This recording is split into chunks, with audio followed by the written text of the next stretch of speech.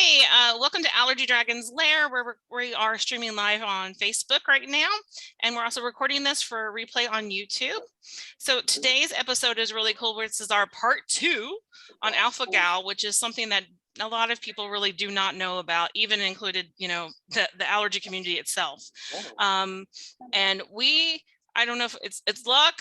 I think it's luck, honestly, because Natalie is our cousin. But my name is Martha. I'm an allergy chef and specialty diet and allergy chef and the creator of Allergy Dragon. And we are joined today with Natalie, our cousin, and Cindy, of course, is my sister, my celiac sister, and the CFO of Allergy Dragon, and the beauty guru. Shoot, I can't talk now. Beauty guru. And so before we get started, we are going to just do my little disclaimer, which is the fact that obviously all the information we have here is pertaining to our lives directly and our guest lives directly, and your experiences may be different. Please, if you feel like you may have any of these things that we discussed, please contact your healthcare provider, your doctor. And like I said, we are not doctors ourselves, so make sure you contact your healthcare provider if you have any questions or anything like that. Okay, we're streaming live on Facebook, and we do have a chat there. So if you do have any questions, you just go ahead and put those on there, and we will we will answer those as they come across. So rewind. Okay, Cindy, I already introduced you. Do you want us to add anything before we start the interview? No, just welcome, Natalie. So glad you're with us, and looking forward to spending this time with you. Well, thank you very much. So I just did briefly say that Natalie happens to be our cousin, and Natalie is a mother. They're an Alpha-Gal mom. They wear many hats, so briefly, Alpha-Gal Syndrome, or AGS. I'm going to read this because I don't mess it up. Is also called Alpha-Gal allergy, red meat allergy, or tick bite meat allergy. It's a serious, potentially life-threatening allergic reaction. AGS is not caused by an infection. AGS symptoms occur after people eat red meat or are exposed to other products containing Alpha-Gal. Did I get it right, Natalie? That is correct. Okay, good. I want to make sure I give correct information. Also, Cindy would have yelled at me too. So since Cindy's husband previously was on our last Alpha-Gal, because he happens to have Alpha-Gal. But interestingly enough, if I hadn't been talking to Natalie, it's been probably like 2 years now. I don't know when we really talked about his diagnosis. It's probably close to 3 years, because it was actually before the pandemic. So okay, then it has been a while. I just was like, I was trying to make him not be aging, that kind of thing that we do with kids. Like, no. But through Natalie, actually, your story and getting to know you, exactly what was going on with you and your little boy, I was like, oh my gosh. And it opened my eyes to a lot of things. And I've actually have a lot of people that have come to me, and we've been talking, and I'll be like, you know what, this is starting to kind of sound like Alpha-Gal.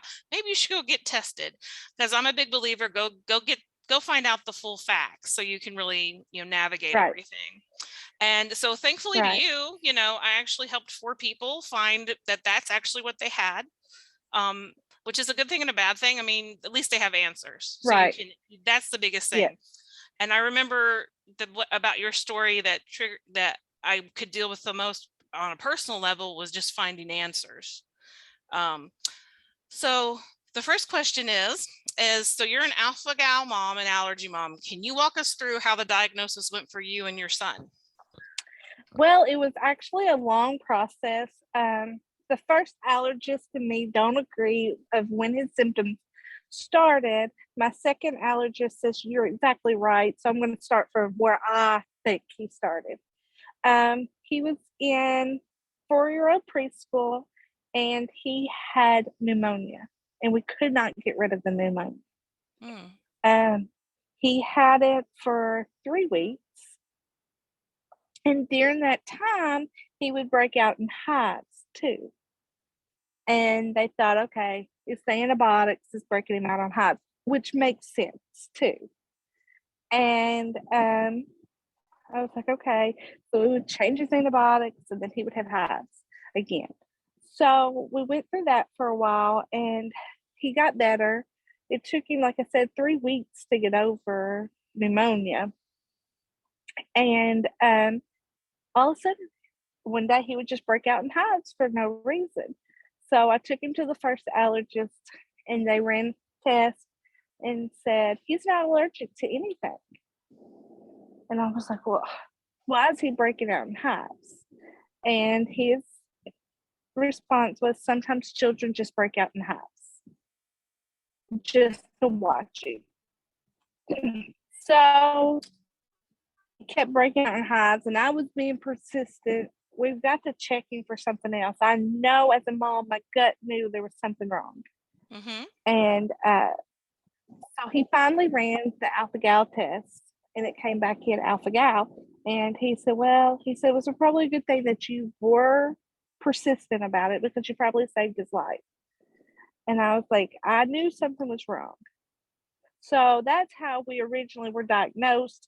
And Jagger also had, that my son is Jagger, he also has dairy allergy, which could have been brought on from the Alpha-Gal. So we got diagnosed with a dairy allergy 2 years ago. No, it's going on 3 years ago. We were diagnosed with the dairy allergy on top of the Alpha-Gal. Okay. That was his diagnosis. So he most of the time does pretty good, though. Okay. Yeah, that's very interesting, because I remember you telling me about the struggle. And yeah, I think moms, we just know, and you just have to keep being persistent. So, and it runs in the family, but moms in general, we have to keep on. Nope. It's not right. It's not right. So, yeah. So like I said, I can really relate to that as a mom, because I inadvertently helped myself through making sure my kids were being taken care of. So, Right. yes. So, and for you, it was just a relief to have the answers and that kind of thing, so that you knew what was wrong, Right. and you could attack it. And he was fixing to start kindergarten, and I thought, we got to know before he goes in kindergarten what is making him. And I had even started, somebody said, you need to keep a food journal. And I was like, okay. So we were trying to keep a food journal of everything he would eat, and be like, okay, well, that is, And the thing about Alpha-Gal is I didn't learn that your symptoms can be anywhere from all of a sudden to up to 24 hours before you have a reaction. So it's really hard to pinpoint what food it is if it's that long of a time. And his is normally about 12 hours he has a reaction. Oh, yeah. And that's just so crazy with Alpha-Gal, the fact that you don't have like the immediate response that you do with like food allergies and themselves. Right. So I find that really interesting, and makes it even harder, because generally the rule of thumb for allergists is if it's over 24 hours, then it's not what you ate. It has nothing to do with what you ate. So it breaks all the rules. So like you said, 5 years old, you have an answer, but then you have kindergarten. So what have been some challenges that Alpha-Gal and food allergies has presented you that were unexpected for you as a mom to handle? Like, what have you learned from this, and what can you pass on? Well, one thing I have learned is trust your gut. Mm-hmm. No one's going to advocate for your child but you. And if you don't push to make sure that he gets what he needs, no one's going to do it for you. And do your research. After he had a severe reaction in July 2020, and he was really sick, I started researching more, and I found that, hey, he's a good allergist, but he's not Alpha-Gal. He has no training in Alpha-Gal. And I found an allergist that did do that. So I always say, watch it. And then as far as school, on the majority of it's really good with school, and he has a cafeteria manager that is awesome, because during my research, I found out about Carrigan. And in our body, it's actually a preservative seaweed that they put in food to preserve food, but our body attacks it as though it is a mammal product, and then you react to it. So The cafeteria manager is awesome. Every time they get something new, she sends me a picture of the label, we're on a first name basis.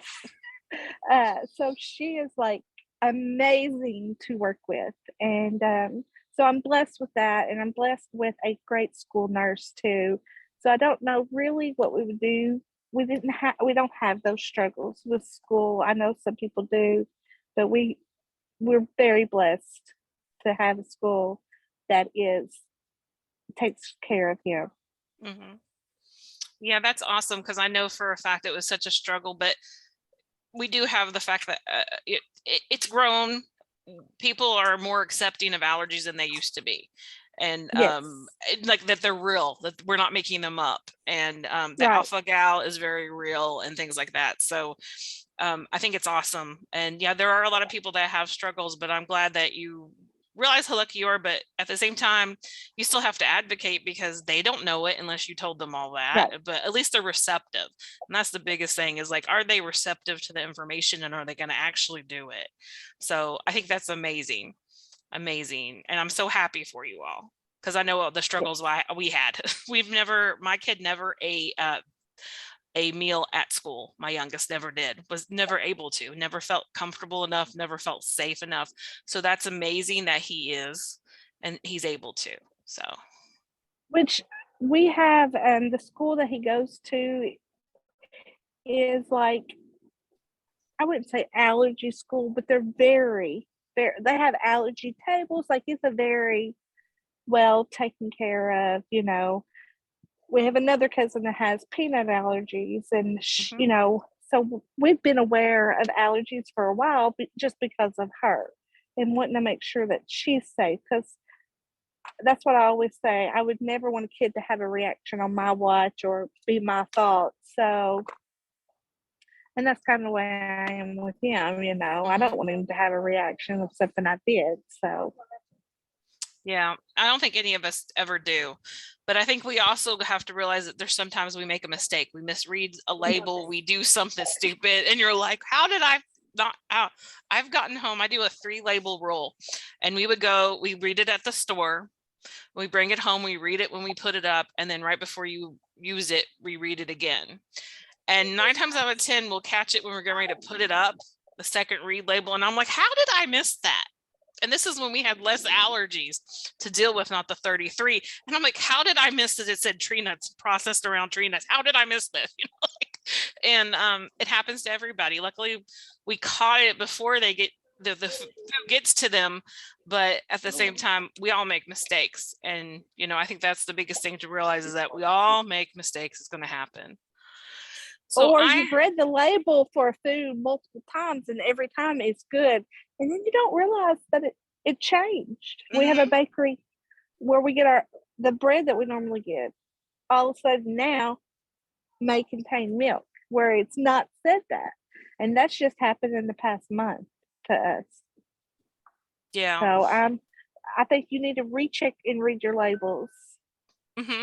Even if it's been a while since you looked at. Because I'm guilty of saying, I know that bread's safe, and I grabbed that bread. Yeah, and then it was brought to my attention that it contains milk now, and I went back and read. I was like, oh, it does contain milk. Yeah, and it's scary too. It's like an automatic. Oh, but yeah, you have to. It's like I said, it's so easy to get complacent and just. Right. Oh, that one's safe. That one's safe. So yeah, that's awesome advice. Now I know that you all do different things in your house, just like everybody does, when we have to instill independence and self-advocating and caution to your son Jagger. How do you do that without, and this is the biggest question I get asked, and I thought I did a decent job of it, but we still had to end up getting counseling for it, and that is to not have fear, not to give fear to your kid about it, because it is a very real fear. But how do you instill independence, self-advocating, and caution without scaring them? Well, we have a color-coded basket. And everybody knows that if it's in a blue basket, because blue's his favorite color, that it's safe for Jagger. That's Jagger safe. Anybody can eat it.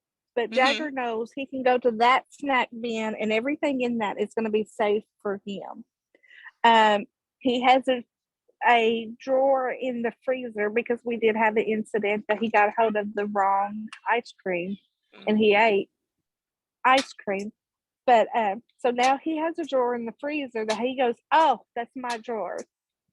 But the most favorite thing is if he's over a friend's house, because he is 8 years old, or he's out somewhere. I don't know. You need to text my mama before I have that. Send her a picture of the label. So that's what he mostly does. We will do that. And he'll say, you make sure my mama knows if this is safe or not, because he is scared, like you said. But the main thing is in that basket, it's his. It's 100% safe for him. So that he can have a little bit of independence and say, oh, I want this snack, and know what he can have.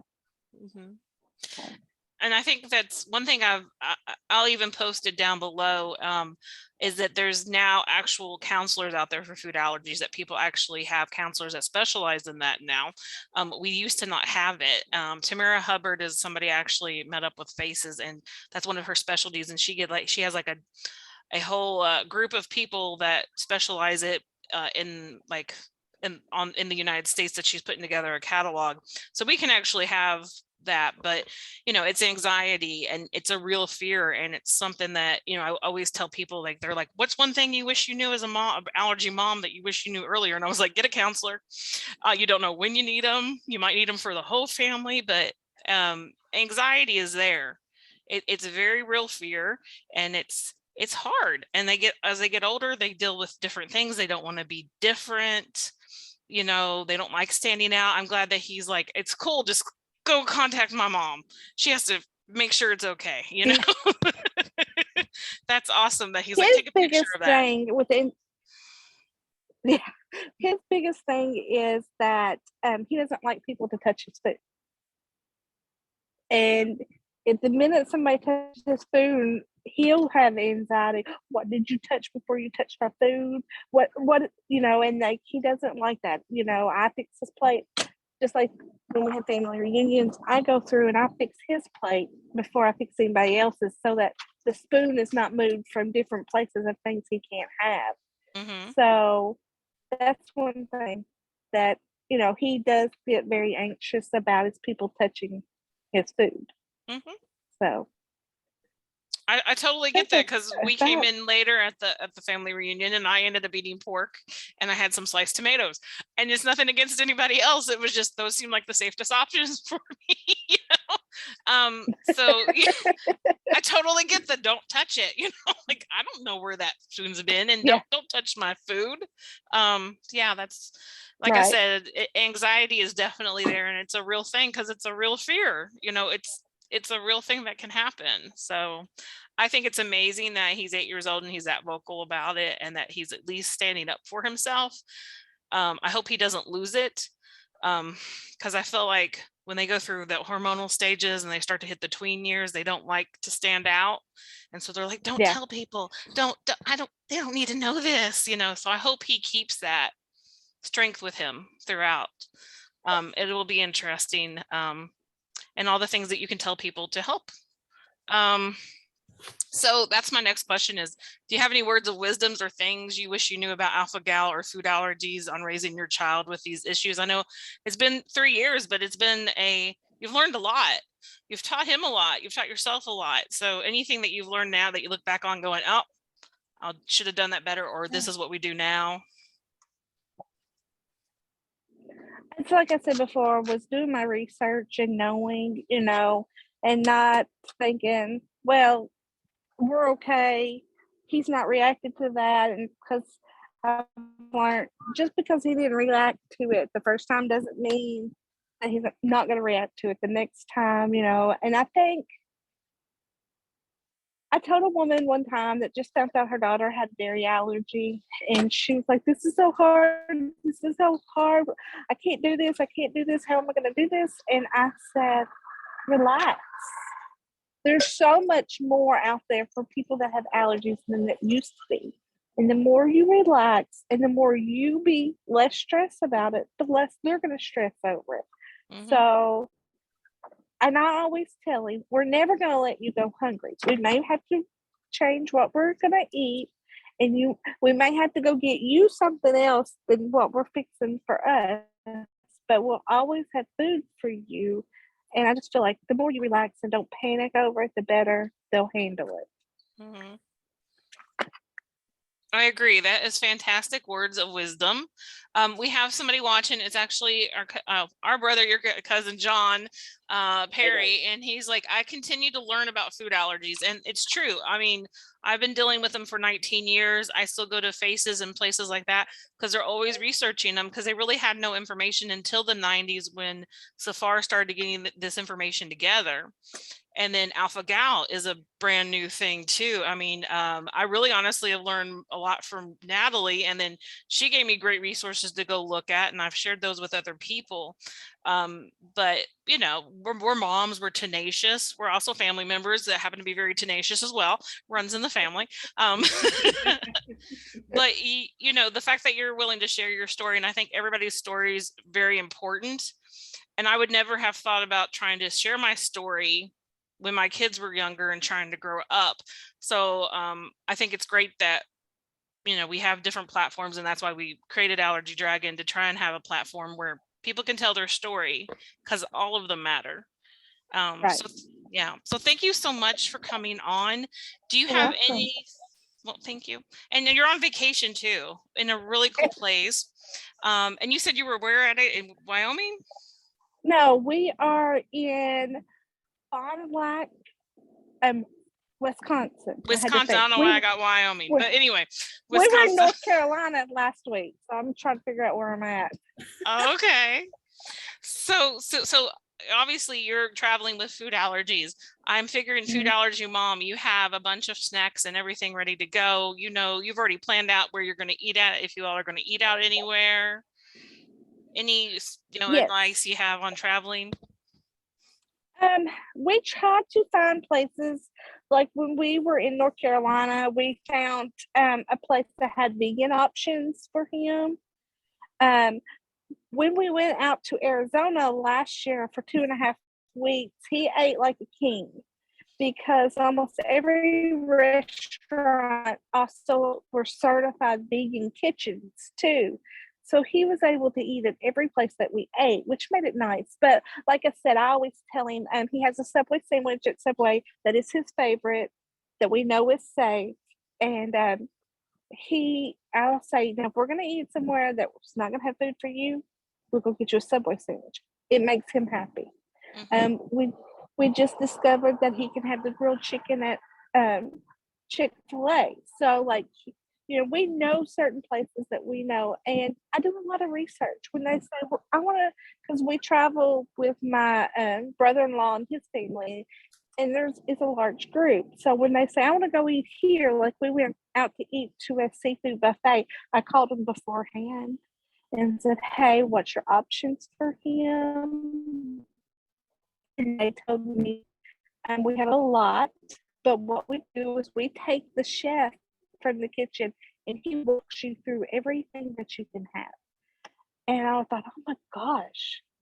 So we get there, and that's what they did. They walked us through and almost everything he could have, because it was steamed, and it's not steamed in butter. So that's what I think. You research. A lot of places have it on. They do not have alpha-gal listed as a as allergy. But you know, I know if it's a hamburger, he can't eat it. But Right. you know, if it's a grilled chicken, I gotta look to see if it has dairy products. And I've also learned that you can ask them to accommodate for your child or an adult. They can grill it in tinfoil and not touch. And so a lot of times that's what we ask for them to make sure it's grilled in on top of the tinfoil, so it doesn't touch anything for cross contaminations. And most restaurants are very accommodating. We've ran in just a very few that says, no, we won't do that. And then it's like, no, we won't eat here then. That's right. So do your research. Yeah, and always call ahead. I stress that to so many people, because of course, me being Yes. in food industry, it's one of those things that you call ahead, you're going to get way more. They want to give you food. I mean, that's why you have a restaurant, in my opinion. You want to feed people, and if you call ahead of time, I'm more likely to be able to accommodate you because I'm going to have time to think about it versus when I have a huge line of people out the door. So I think it's huge to call ahead. Right. And then, and those people that say no, then you just lost all of our business. Okay, bye. And it's that money talks. That's right. I've also learned, just because it's one chain restaurant makes a combination, you go down the road, that next chain restaurant may be the same restaurant, but they say no, and that's happened to us twice, that this restaurant always makes accommodations. Just recently when we traveled to Texas, I was like, yeah, we can eat here. They always, and no, this one said no, they wouldn't make that accommodation. And I was just like, are you serious? Every time we've ever been to any of the other ones they have. So, but yeah, a lot of times restaurants listed on their website too, so which makes it a great source to look at. It does. And then, it depends on if it's a franchise, maybe the same chain, but it may be a franchise and that franchise is saying, no, we're not going to do that, which is really unfortunate. So it really is. Johnny was saying, yes, agreeing with everything that's being said. Wow, nice about, food accommodations and everything else. Natalie, I don't think I have any more questions, but it's been amazing to talk to you and to learn from you as a fellow allergy mom. Cindy has been writing things down and learning from you. I saw her scribbling some stuff down. So for her big kid. It's definitely challenged with my big kid. But well, I know this.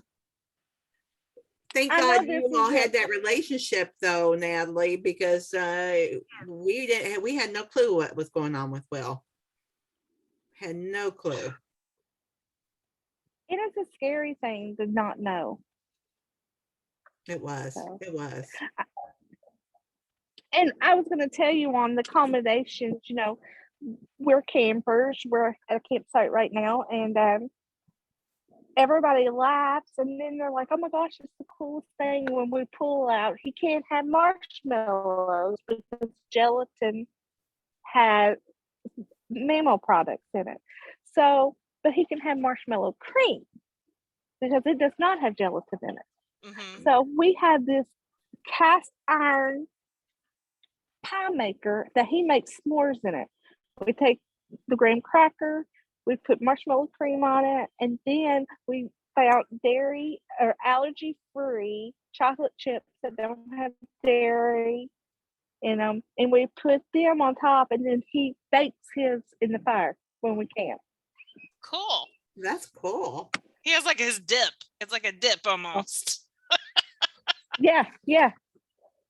He sits there and he's as happy as he can be because he has that. So. Yeah, it's just being creative and thinking outside the box, and we can make them just as happy. We really can. Yes. Yeah. So I love your positivity anyway, even if you weren't my cousin. So Cindy, did you have any questions?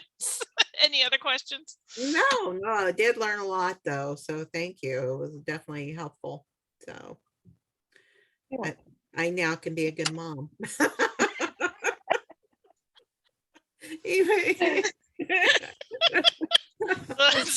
Your wife and mom. Okay.